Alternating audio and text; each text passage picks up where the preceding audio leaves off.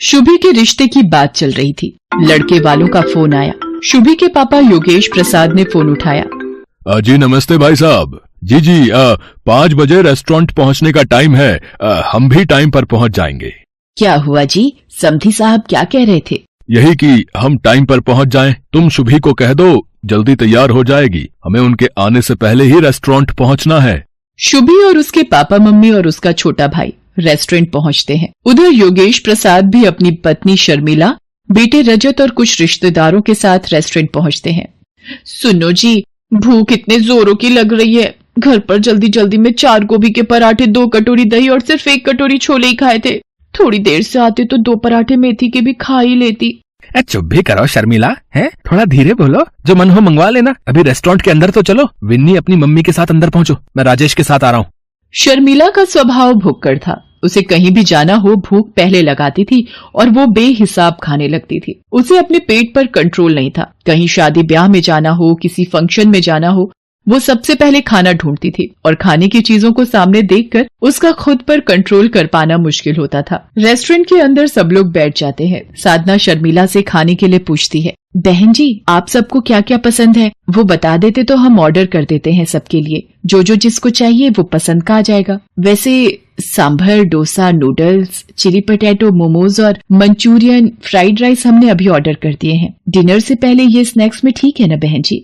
अरे ये तो छोटी मोटी चीजें हैं बच्चों के मतलब की, ये तो मिनटों में हजम हो जाएंगी। आप एक काम कीजिए, 8 प्लेट छोले भटूरे, 6 प्लेट कचौड़ी आलू और 20 समोसे ठीक रहेंगे। ये सब मंगवा लीजिए। सुनो जी, इधर आना जरा। बंदे तो ये सिर्फ थोड़े ही आए हैं। 4 ये खुद घर के लोग हैं और 1 इनके ननद और नंदोई और उनके 2 बच्चे। पर ये इतना सारा खाना ऑर्डर क्यों कर रही हैं? शर्मिला जी शुभी की होने वाली सास है, कुछ बोल नहीं सकती। मैं ऑर्डर देकर आता हूँ। पंकज बेटा जरा मेरे साथ आओ। और फिर भुक्खड़ शर्मिला ने बिना कोई शर्म किए सब खाना मिनटों में चट कर दिया। फिर वैसे मीठे में अगर रबड़ी जलेबी और मिल जाए तो। जी बहन जी, मैं अभी ऑर्डर कर देता हूँ। पंकज बेटा काउंटर पर बोल दो कि यहाँ के लिए जो गुलाब जामुन ऑर्डर किए हैं उनके साथ रबड़ी जलेबी भी भिजवा दें। वैसे तो मैं इतना खाती नहीं हूँ, पर आज मेरे बेटे की शादी पक्की हो रही है तो इसी खुशी में थोड़ा बहुत मैंने सोचा खा लिया जाए। आप सब जोर दे रहे थे तो मुझे खाना पड़ा। अच्छा योगेश प्रसाद जी, अब हम चलते हैं। और फिर कुछ दिनों बाद धूमधाम से शुभी और राजेश की शादी हो जाती है। शुभी शादी के बाद फेरा डालने जाती है। परिवार के सब लोग शुभी के साथ जाते हैं। शुभी, तेरे सास ससुर को जो भी पसंद है बता दे, मैं वही मंगवा भी लूंगी और काफी कुछ घर पर भी बना लिया है। अरे मम्मी, मेरे ससुराल वाले सब कुछ खा लेते हैं, आप चिंता मत करो। सुनो जी, भूख के मारे आते निकल आई हैं। नाश्ते में सिर्फ गोभी और पनीर की पकौड़े खाए थे ताकि थोड़ा खाली पेट रखूं तो यहाँ अच्छे से खा सकूं। ये चिप्स और ड्राई फ्रूट से भला पेट भरता है? विन्नी सुन, जरा देख कर आ, शुभी को रसोई में गए आधा घंटा हो गया है। मम्मी थोड़ा वेट करो, आ जाएगा कुछ न कुछ खाने के लिए। भूख पर थोड़ा कंट्रोल कर लो। लो आ गई भाभी। आप सबके लिए ये दही भल्ले मम्मी ने भिजवाए हैं। बस दही भल्ले ही बनाए हैं क्या या कुछ और भी? जी बहन जी, ये आपके लिए मैंने राज कचौड़ी भी बनाई है। शुभी बता रही थी आपको राज कचौड़ी बहुत पसंद है। वो तो मैं वैसे ज्यादा कुछ खाती नहीं हूँ। कभी कभी राजेश ऑफिस से आते हुए बनवा लाता है तो 1-2 चम्मच जबरदस्ती दे देता है तो खा लेती हूँ। वरना मुझे खाने पीने का इतना शौक नहीं है।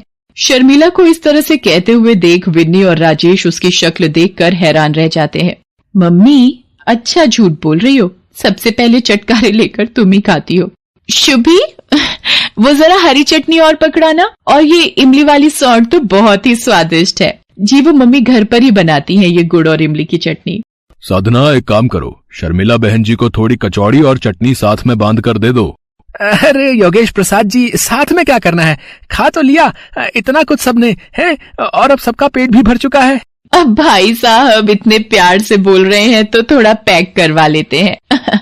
साधना बहन जी ने इतने प्यार से बनाया है तो उनका भी तो मान रखना बनता है। शर्मिला के स्वभाव के बारे में सब रिश्तेदार जानते थे, पर कोई भी शर्मिला के मुंह पर कुछ नहीं बोलता था। एक दिन शर्मिला की सहेली पुष्पा की बेटी की शादी थी। मेरी बचपन की सहेली है पुष्पा। आज देखो वक्त कैसे बीत गया, अपनी लड़की की शादी करने जा रही है। हमारे राजेश की शादी में भी वो आई थी, तो हमें भी जाना चाहिए। मैं तो कहती हूँ हम पूरे परिवार के साथ शादी में जाते हैं, उसे अच्छा लगेगा। ठीक है शर्मिला, जैसा तुम ठीक समझो। शुभी और राजेश को भी कह दो एक बार साथ चलने को। सब लोग शर्मिला की सहेली पुष्पा की लड़की की शादी में पहुंचते हैं। बधाई हो पुष्पा, बेटी की शादी की बहुत बहुत खुशी हुई। शर्मिला, तुम सब परिवार आई हो, मुझे भी बहुत खुशी है। सब लोग डिनर करके जाना, तुम परिवार के साथ एंजॉय करो, तब तक मैं मेहमानों को देख लेती हूँ, ठीक है? विन्नी, मुझे तो बहुत तेज भूख लगी है। वो सामने स्नैक्स के स्टॉल है, चलकर कुछ खा लेते हैं। मम्मी, मैं अभी नहीं जा रही, अभी तो आए हैं, एकदम से खाना शुरू कर दे अच्छा नहीं लगता। माँ जी चलिए, मैं आपके साथ चलती हूँ। क्या खाएंगे आप?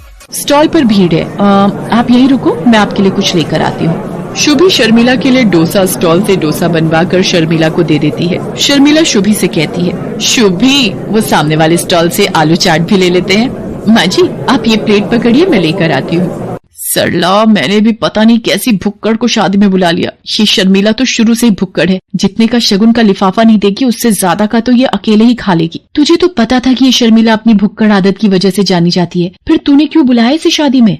छी छी, ये पुष्पा आंटी माँ जी के लिए कितना गलत बोल रही है, और ये माँ जी के पास जाकर क्या बोल रही है। अरे पुष्पा, आओ ना, एक ने वाला डोसे का तू भी खा ले। शादी की भागदौड़ में तूने कुछ खाया नहीं होगा। शर्मिला, नहीं, अभी मुझे बहुत काम है।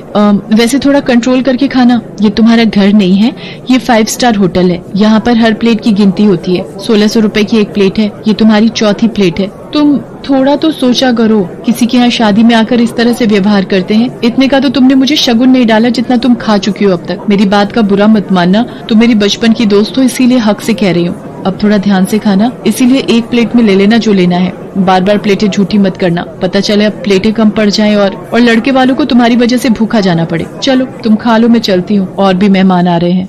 शर्मिला की आंखों में पहली बार आंसू छलक आए थे। उसे किसी ने मानो दिल पर चोट दे मारी हो। जो शर्मिला खाने को देखकर टूट पड़ती थी, आज उसके हलक से निवाला नहीं निकला जा रहा था। ये देखकर शुभी का मन खराब हो जाता है और वो गुस्से में आ जाती है और पुष्पा के पास जाती है। आंटी जी एक सेकेंड, क्या आप मेरे साथ थोड़ा साइड में चलेंगी? मुझे कुछ बहुत जरूरी काम है। हाँ जी बोलो, क्या काम है? आपकी हिम्मत कैसे हुई माँ जी का अपमान करने की? अगर आपकी बेटी की शादी का लिहाज ना होता तो शायद आप नहीं जानती कि मैं क्या कर देती। और हाँ, इस 5 स्टार होटल में खाना खाने का जितना भी बिल बना है आपके बैंक अकाउंट में अगले 1 घंटे तक मैंने नहीं पहुंचा दिया तो मेरा नाम भी शुभी नहीं। चलिए माँ जी, अब हम यहाँ एक पल भी नहीं रुकेंगे। जहाँ मेरी माँ समान सासू माँ का अपमान हो, वहाँ मैं एक पल भी खड़ी ना रहूं। सब लोग घर आ जाते हैं और घर आकर शादी से जल्दी लौटने की वजह जब सबको पता चलती है तो सब शुभी पर बहुत गर्व करते हैं। शुभी शर्मिला के गले लग जाती है। तभी शर्मिला कहती है, कोई सुनेगा? मुझे बहुत तेज भूख लगी है। शुभी, जरा अपनी मम्मी को फोन लगाकर बोल, हम कल खाने पर आ रहे हैं, वही राज कचौड़ी और गुड़ इमली की चटनी का स्वाद चखने। और शर्मिला की ये बात सुनकर सब खुशी से हंस देते हैं।